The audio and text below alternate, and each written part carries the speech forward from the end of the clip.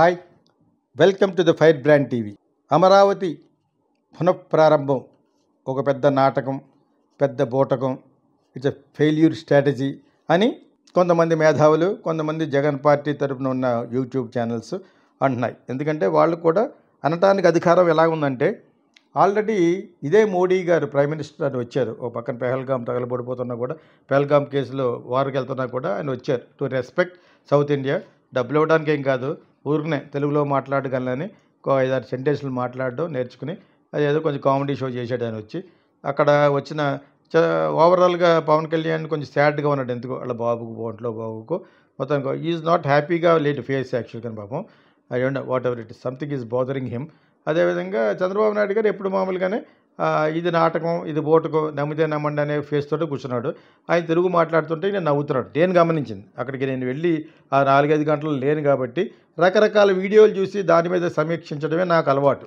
నేనంతా చూసేసి వాళ్ళ యొక్క వెనకాల ఉన్న అంతరార్థాలు, కుతంత్రాలు, కుట్రల గురించి నా అంతటి నేను చెప్పను.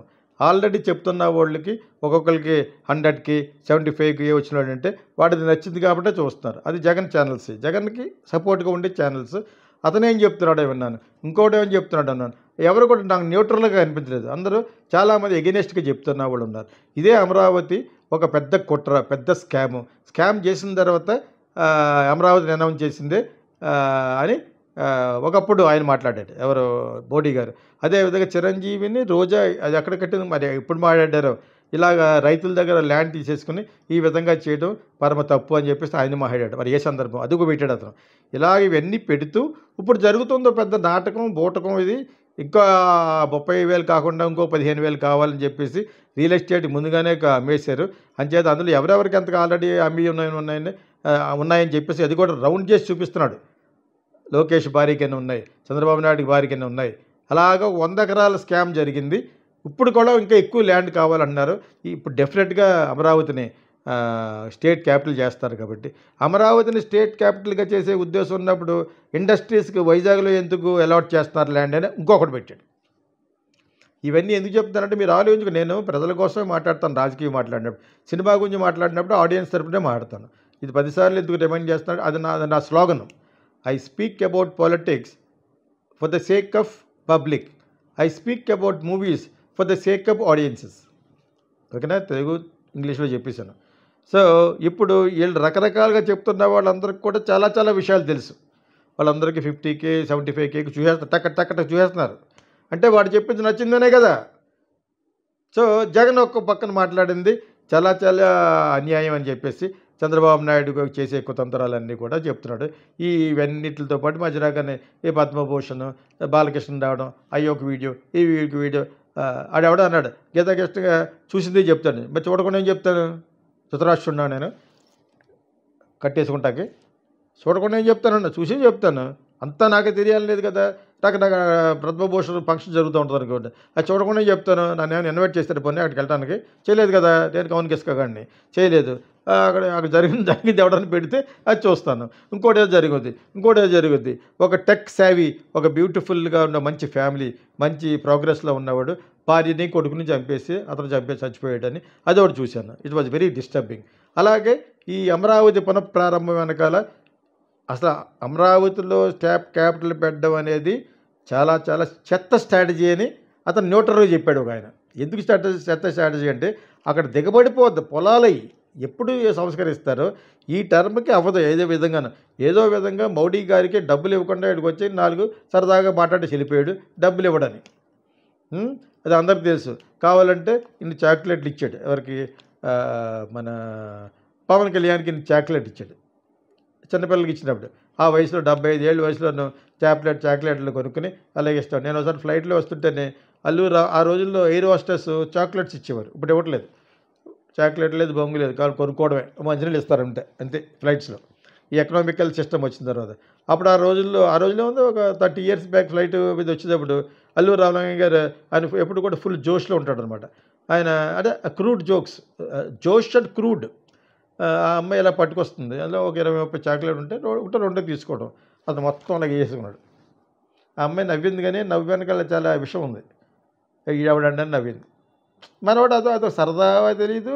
ఆ ఇంటికి వెళ్ళిన తర్వాత ఆ చాక్లెట్లు పిల్లలకి ఇవ్వడానికో తెలియదు, మొత్తం తీసుకున్నాడు అంటాడు వాళ్ళు. సో అలాగా ఇన్ని చాక్లెట్లు కొనుక్కొచ్చి, అది ఎందుకు చెప్పారంటే ఈయన కూడా అదే ఏజ్లో ఉన్నాడు కాబట్టి ఇప్పుడు మోడీ గారు ఇన్ని చాక్లెట్లు కొనుక్కొచ్చి ఎక్కువ రోడ్డు కొన్ని చాక్లెట్ ఇచ్చాడు ఎవరికి, మనకి పవన్ కళ్యాణ్కి. అంతే. చంద్రబాబు నాయుడుకి అవి కూడా ఇవ్వలేదు. అలాగే నీకు డబ్బులు ఇవ్వను, చాక్లెట్లు ఇవ్వనని. అది అర్థం అనమాట. ఈ పరిస్థితుల్లో వీళ్ళు ఇంకా ఇంకొక 15,000 ఎకరాలు చేసేసుకుని ఆల్రెడీ అక్కడ కొనేసినట్టుగా రౌండేసి చూపిస్తున్నాడు అతను ఒక ఛానల్లోడు. ఆ రిజిస్ట్రేషన్ ఆఫీస్లో జరిగినాయి ఎవరెవరి పేరున, బాలకృష్ణ వైఫ్ పేరు మీదరా, లోకేష్ వైఫ్ పేరు మీద, ఇలా చంద్రబాబు నాయుడు గారి వైఫ్ పేరు మీద, ఆ విధంగా 19 ఎకరాలు 29 ఎకరాలు టోటల్గా 100 ఎకరాలు కొన్న స్కామ్ అంటున్నారు అనేది చెప్పాడు. నేను ఎందుకు చెప్తానంటే ఎక్కడికి వెళ్తుంది అసలు, స్టేట్ క్యాపిటల్ లేదని ఓ పక్కన ఏడుస్తుంటే, ఒకప్పుడు పవన్ కళ్యాణ్ నాకు ఏది ఏమైనా కూడా మన క్యాపిటల్ కర్నూలులో కావాలి అన్నాడు. కర్నూలులోనే క్యాపిటల్ ఉంటుంది. ఎవడికి మౌచిన మాటలు మాట్లాడుతూ దీన్ని ఒక అమాచ్యూరిస్ట్గా, ఒక క్యాపిటల్ లేని స్టేట్గా దరిద్రమైన పొజిషన్లో పెట్టిన వాళ్ళు జగన్. వీళ్ళు జగన్ వచ్చి అక్కడ కడతరారు పోని, అది కూడా ఒక క్యాపిటలే, వైజాగ్ క్యాపిటలే, నువ్వు అన్నట్టు కర్నూలు క్యాపిటల్ అన్నప్పుడు అక్కడ డెవలప్ అయ్యేదాన్ని మొక్కలు మొలిచేటట్టుగా దాని వంక చూడలేదు జగన్. ఇతను కూడా పెద్ద గొప్ప ఏం చేయలేదు కదా, ఇతను నాశనం చేశాడు. వాళ్ళేమో స్టార్ట్ చేసి వెళ్ళిపోయారు, ఇతను దాన్ని ముట్టుకోలేదు. పర్సనల్ వైషమ్యాలు, కక్షతో మూడు ప్లేస్లు రాజధాని అన్నప్పుడు అమరావతిని డెవలప్ చేస్తూ, కర్నూలుని డెవలప్ చేస్తూ, వైజాగ్ని కూడా డెవలప్ చేయి. ఇంకోటి ఎవడో పెట్టాడు. ఎంత రకరకాల అంటే, ఇప్పుడు నువ్వు మోడీ గారికి వచ్చినప్పుడు కట్టిన డబ్బు కైలాసగిరిలో జగన్ కట్టిన 4 గెస్ట్ హౌస్లు అయినంత అయింది అంటాడు ఒకడు. కరెక్ట్ అయ్యి ఉండొచ్చు. మీకు అర్థమైంది. ఇప్పుడు ఇప్పుడు ఇప్పుడు మీరు ఖర్చు పెడుతున్న ఖర్చు, ఈ హంగుకి, ఈ హంగామాకి అయిన ఖర్చుతో అక్కడ 4 బిల్డింగ్లు వచ్చేసినాయని. ఆ 4 బిల్డింగ్లు వచ్చినది ఏం చేసుకోవాలి ఈ బిల్డింగ్ని అని అంత పెద్ద అయిపోతున్నప్పుడు నేను అన్నాను, యూ కెన్ యూజ్ అయితే international guest house, international forum, international meetings. అదేదో పెద్ద తప్పు చేసేసినట్టు 4 గెస్ట్ హౌస్ల్లోనూ ఇతనే ఉంటాడు, ఇతనే పర్మనెంట్ చీఫ్ మినిస్టర్, ఆ ఉద్దేశంతో కట్టాడు.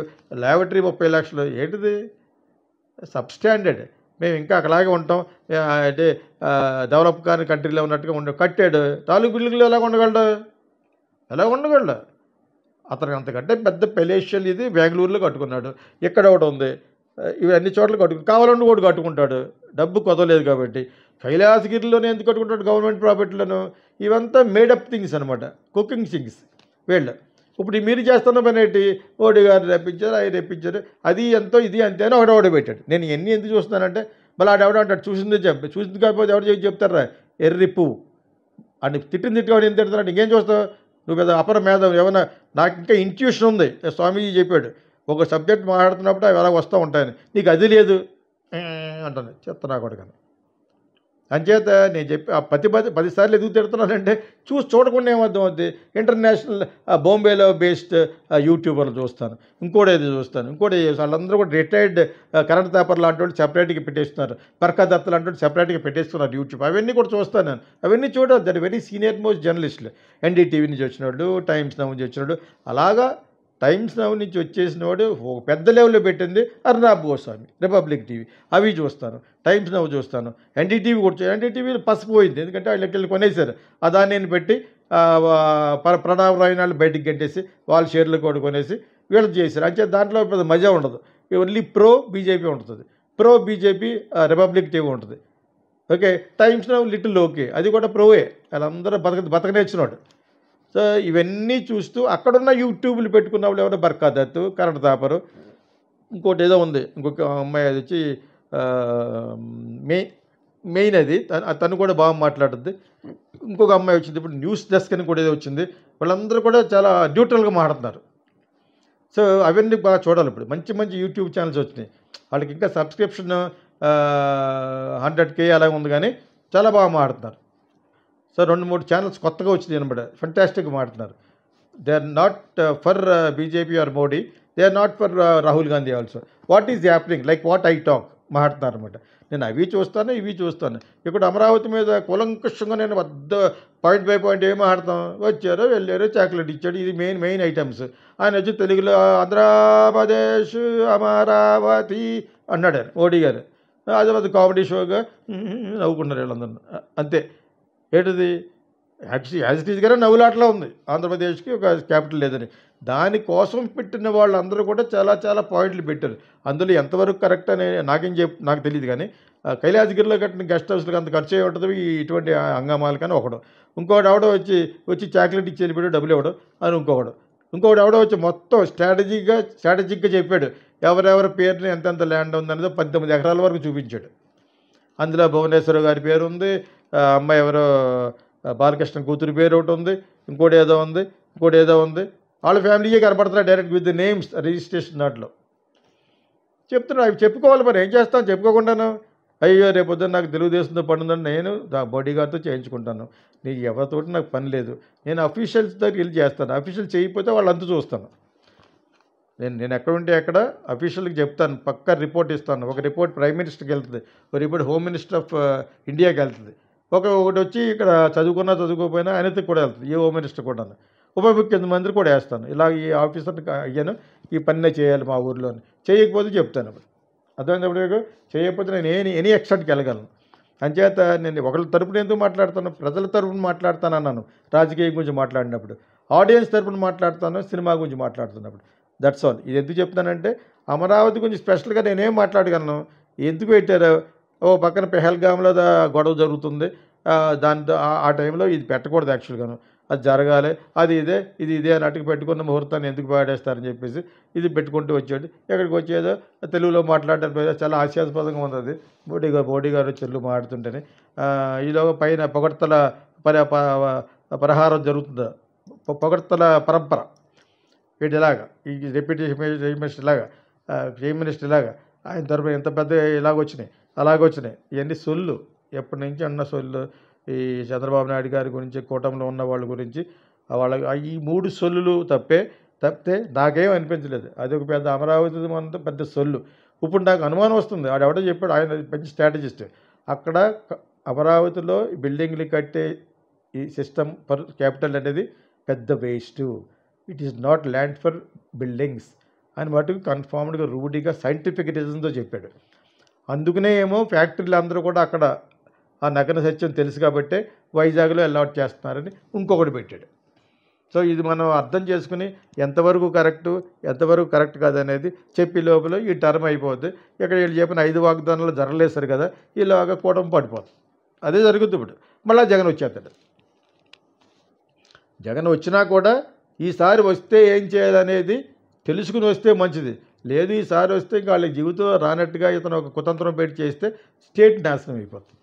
This is what I can tell. ఎందుకంటే ఎక్కువ నేను ఎందుకు చెప్పలేనంటే ఆ అమరావతిలో జరిగిన మీటింగ్ అనేది ఒక పెద్ద కామెడీ షోలాగా అనిపించింది నాకు. It's comedy show. ఈ మధ్యన ఈ కూటమిలో చేసే అన్ని కామెడీ షోవే. అంతకుముందు ఏదో ఫంక్షన్ పెట్టి కల్చరల్ ప్రోగ్రాంలు పెట్టి లే లే లే లే లే లే అని పాడుతున్నాడు ఆవిడ ఎమ్మెల్యే సార్ను.